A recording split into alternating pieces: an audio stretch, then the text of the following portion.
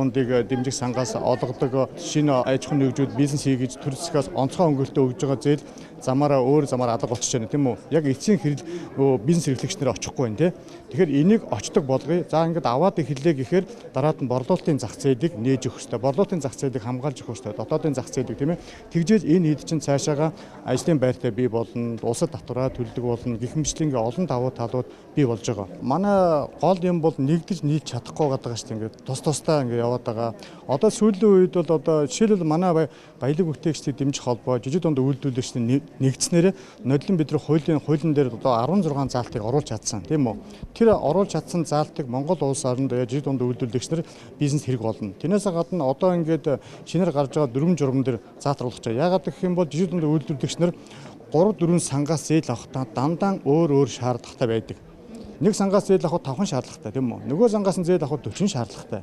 Гэх мэтчлэнгийн нэг бизнес нэг одоо жижиг бичил бизнесийг дэмжих төрийн бодлого нэг л баймир байгаа. Яг л адилхан шаардлага тавиад адилхан бизнестэй л өгдөг. Яхаараа жижиг дундын бизнес 40 шаардлага хангаад хөдөлмөр эрхлэлийн сан нь 5 шаардлага хангадгийг юугаар ялгаатай яг л адилхан бичил бизнес эрхлэгчтэй тий. Гэх мэтлэн энэ юмнуудыг бол одоо ингээд бид нэгээр ярих биш нэгдэж нийлээд тэгээд энэ одоо зөвлөмж чуулган форм энэ тэмдгүү хаасаагүй болдог тий.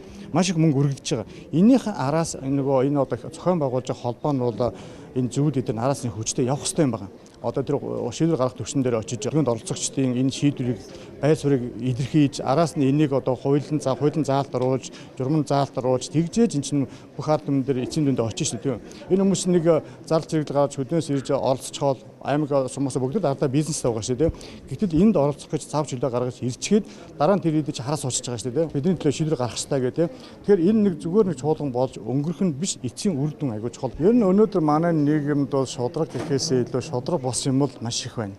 Яг үнийг хэлэхэд одоо бүх салбарт ганцхан бизнесийн салбарч биш те эрүүл мэндийн салбарч байдаг юм уу одоо хөдөө аж ахуйн бүх салбарт л одоо дандаа болохгүй бүтэхгүй юм болцоод байна те би нэг л бодолтой явдیں۔ Дотоодын зах зээлийг л хамгаалж өгөх хэрэгтэй тийм үү. Тэгвэл гадаад зах зээлээс маш их бараа бүтээгдэхүүн орж ирэх хямдхан зараад байна шүү дээ те мөнгө нь буцаад гадаад руу явчихад байгаа. Монголд юу ч үлдэхгүй байна.